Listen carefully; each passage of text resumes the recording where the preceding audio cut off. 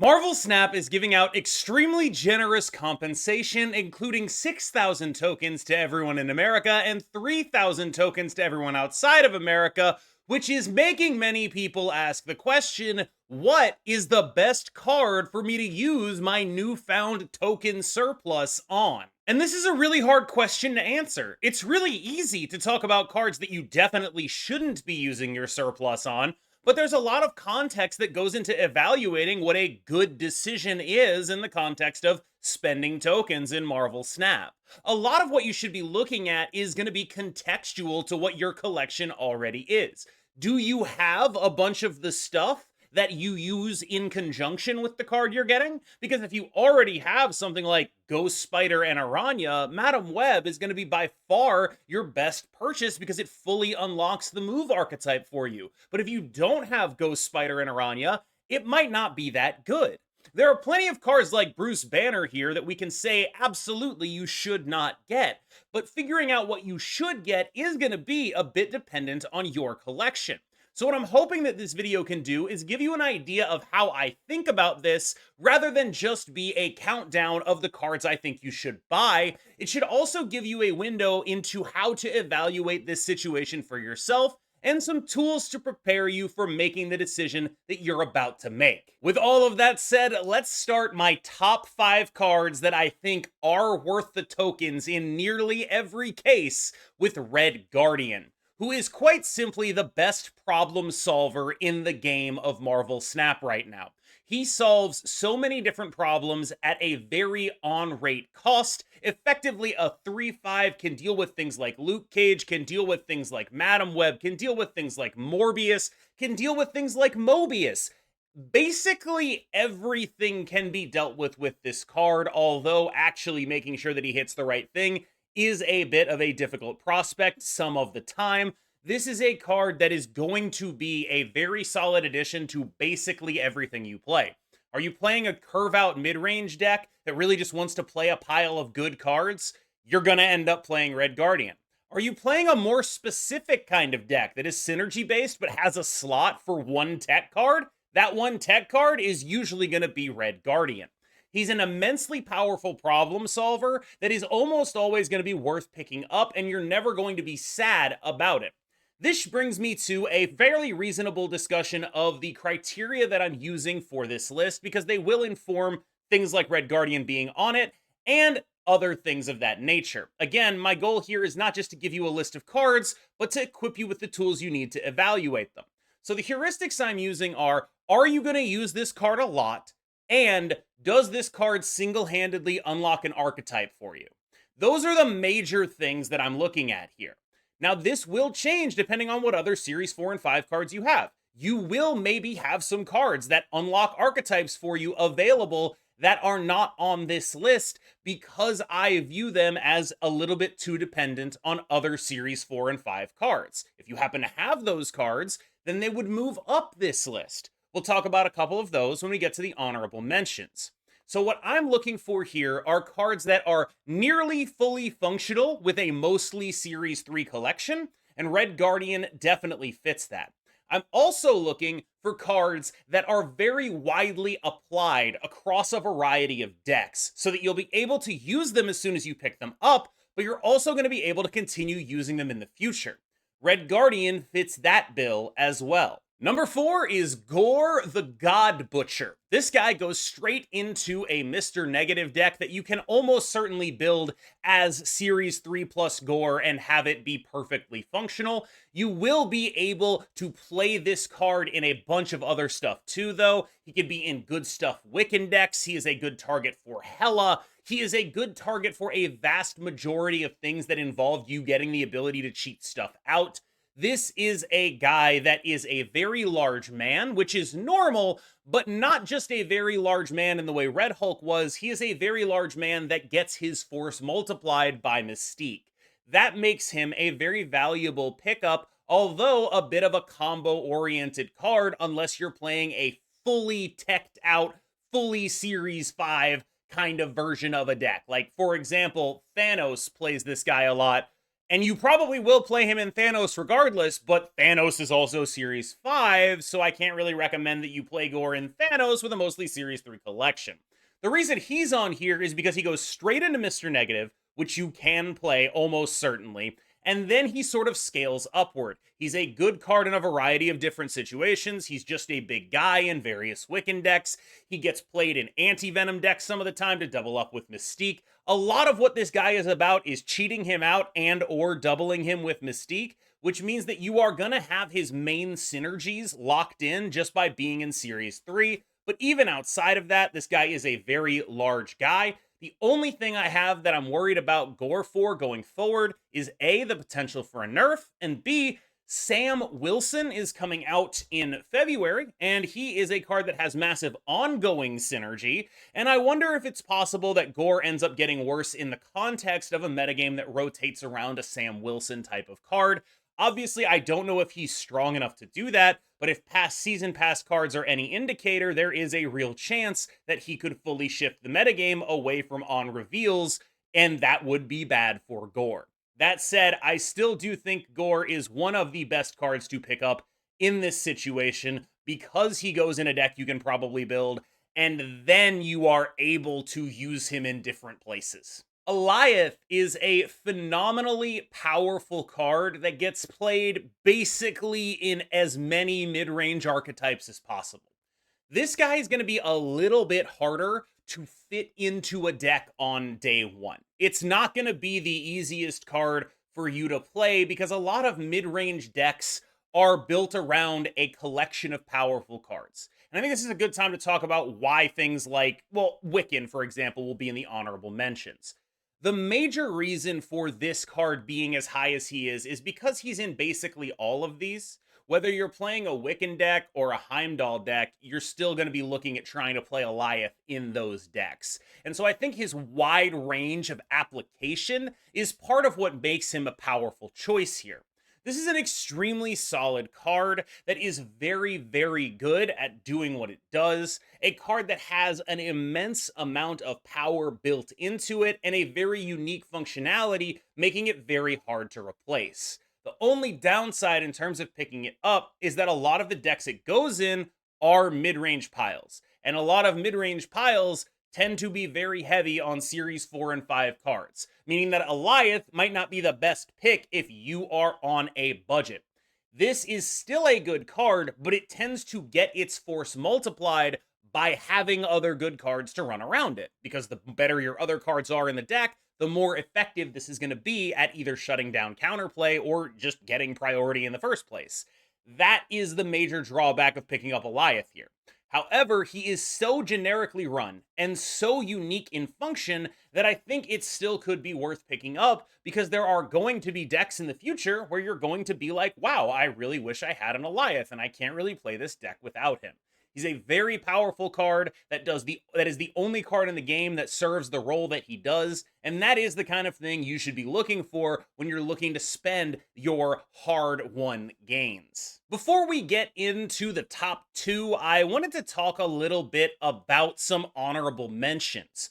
Honorable mention number one is Arishem. I expect to see a lot of people recommending that new players pick up Arishem, but I'm not sure that's actually good advice. When I look at the Arishem decks I play, they tend to be very heavy on having other Series 5 cards. One of the major upsides of Arishem is that jump from 2 to 4 energy on turn 3, which means a lot of the power of the decks that I play are wrapped up in having very powerful 4-drops. In order to have very powerful 4-drops, that means Galacta, that means Doom 2099. These are extremely relevant cards to making Arishem as good as it can be. In addition, the best 2-drops for the deck are also going to be Series 4 and Series 5. Valentina and Iron Patriot being cards that have massive upside in the archetype, cards that create other cards, and also create big cards. Valentina especially, jumping from 2 to 4, is really important. This means that a lot of the main way you play around the text of Arishem, your 2s and your 4s, are going to be expensive. And that's not even mentioning something like Mockingbird, which is one of the main reasons to play Arishem. So we're already kind of looking at minimum, about 5 Series 4 and 5 cards in order for you to play an Arishem deck. I'm sure you can do other stuff. Like, I'm sure if you're like super low CL, you can do it with like White Queen and stuff like that. I'm positive you can try. But I do think that you are missing out on what the deck actually is. And since RSM is such a just pile of good cards deck, it might not be worth investing in if you're going to continue to invest, right? Like, okay, yes, it's a good idea to pick up Iron Patriot regardless, but Valentina, you're probably not going to play a lot of other places. Doom 2099 can go in other stuff, but here is a major thing for it. Galacta will go in other stuff, sure. Mockingbird kind of just goes here in Thanos, and then you get like even more sort of specific series 4 and 5 cards that run around at the top end. Obviously, Elith is already a good pickup. Hopefully, you have that, but maybe you don't. And you're talking about a deck that really requires like 8 to 12. If we're being intellectually honest here, about 8 to 12 series 4 and 5 cards. That's what RSM decks are. That makes it much harder for me to recommend because I simply have not ever played in this new form of RSM, a Pool 2 RSM deck, because why would I? Because he's so much better with the cards in Series 4 and 5. Wiccan is much the same. There are specific cards that you really want to be playing with Wiccan. A lot of the 2-drops that create stuff for you to play are not free. Stuff like Kate Bishop, stuff like Penny Parker. All of the stuff that people want to run with Wiccan tends to be pretty expensive, and there's a pretty good reason for this. When you're playing Wiccan decks, you're playing like pretty explicitly a good cards pile. What you're saying is, I'm not investing in synergy very much. Maybe there's some synergistic packages like Gladiator, Fenris Wolf, whatever. More Series 4 and 5 cards, by the way. But mostly what I'm doing is trying to simply play better cards than my opponent and win games with good cards. Those good cards, overwhelmingly, generically good, has tended to mean Series 5. They have been willing to print generically good cards recently. And that means that a lot of the power of a deck like Wiccan is wrapped up in other things that are extremely expensive. That is one of the major reasons why Wiccan is an honorable mention and not actually on the list. The same applies to Antivenom, which I'm also going to use to apply to Malekith, which I'm also going to use to apply to Ajax. Like, these are cards that scale with very specific things. You want to be hitting certain things with these cards. Malekith, Antivenom, those cards go together. You're almost always running them in the same context. So if you don't have one, I'm not sure it's worth picking up the other. They're almost always being run with one of the big 5-drops. Usually that's Ajax, sometimes it has been Ronin. But most of the time, these cards are doing something specific in order to cheat energy in a specific archetype. Right now, the Ajax deck runs at least Hydra Bob, Ajax, and Malekith in addition to Antivenom. That's not an easy recommend. It just isn't. If you have those other cards, I think that's fine. But if you don't, you're probably better off going for something that will either go in everything or finish off a tier 1 deck for you. Once again, we're talking a little bit more about the package here. Madam Webb, Aranya, and Ghost Spider, that's pretty much what you need in order to play the tier 1 move deck.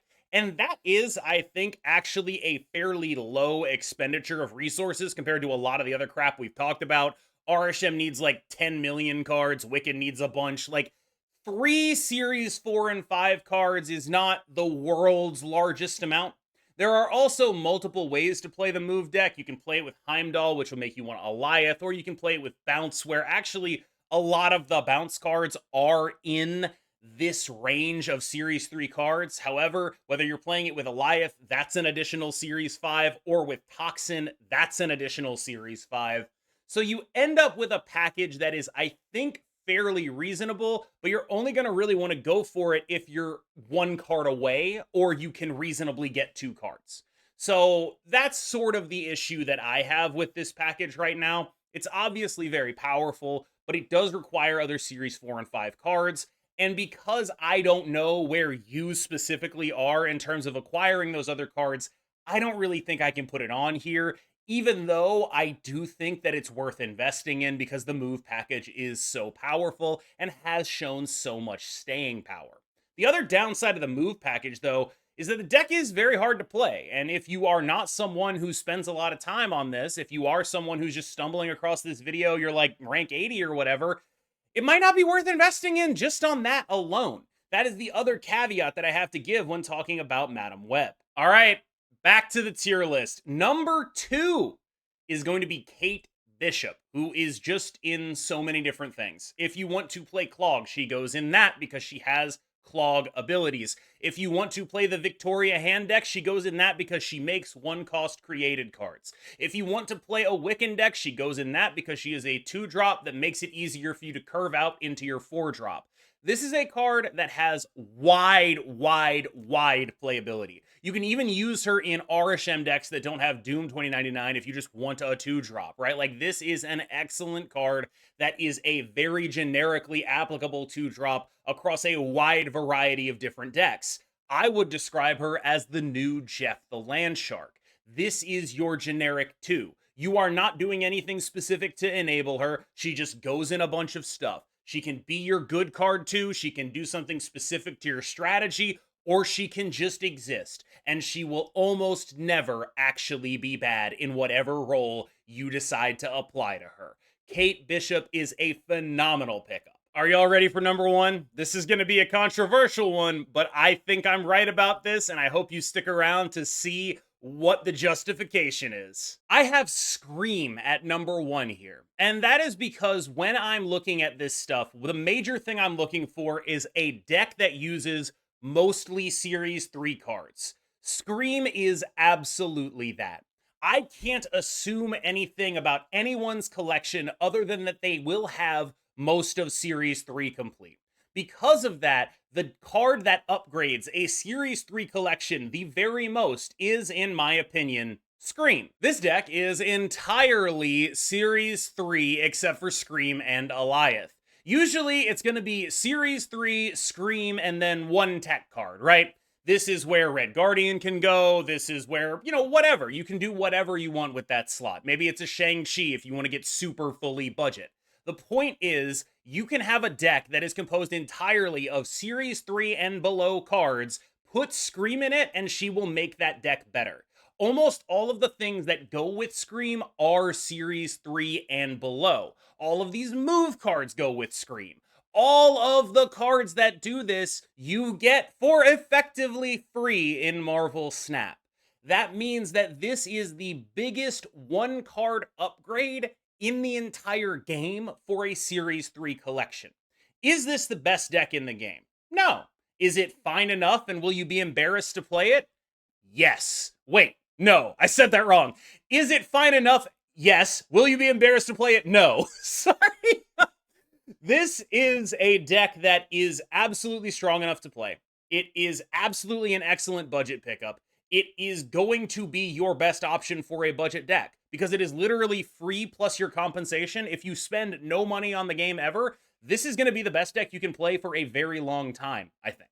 And even though I think a lot of people are heavy on the idea that Scream got nerfed, losing that point of power, losing the Luke Cage interaction, the buff to Spider-Man has done a lot to actually make this deck a little bit better.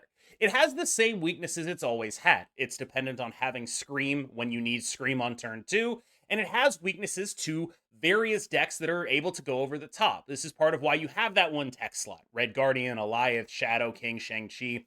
You need a way of keeping other decks down on your level. You're not the best deck in the game, but you are a deck. This is a real deck that goes in and out of tier lists, and it basically has 1 required Series 5 card and no required Series 4 cards. It's a very powerful thing to have access to without spending any money at all.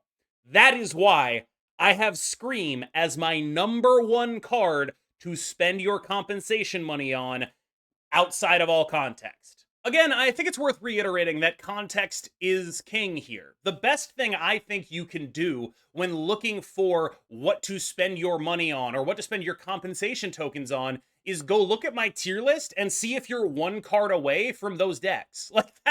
Take the first 6 decks on my tier list and be like, am I 1 card away from any of those?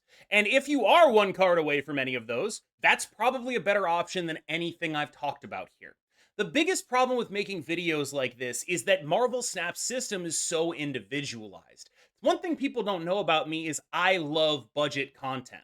I got into content creation and card games a lot through Magic the Gathering, through the budget Magic column on the Wizards website in 2010, to Saffron Olive's budget magic stuff around 2017. All of that has been something I cared about greatly in the past, and I wish I could do more videos where I talk about how to build decks on a budget and what you should be prioritizing. The problem is, in other games like Magic the Gathering, stuff has a flat cost. If you're making a budget video on Magic, you can look at the secondary market and say, what is my criteria for budget? Okay, my deck will cost less than $75. That's my criteria for budget. You can do that. In Marvel Snap, you can't do that because you can either say Series 3 only, which will leave you with very few actual decks, or you can say, okay, I'm going to say one Series 4, but that restriction is arbitrary, right? Because you start getting Series 4 and 5 cards at like collection level 500. Everyone who has like 3 or 4,000 collection levels also has some Series 4 and 5 cards. And what those Series 4 and 5 cards are will inform what Series 4 and 5 cards are then worth getting because of the context of the cards they already had.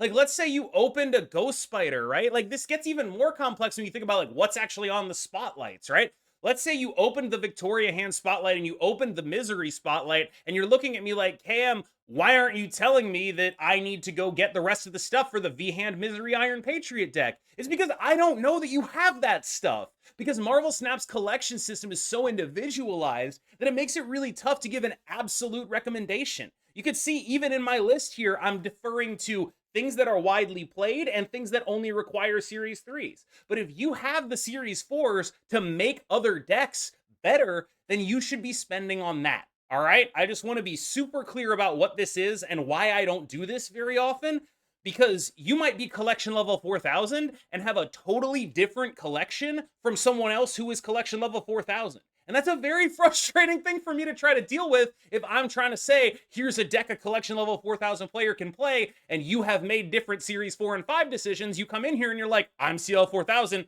I can't even play this.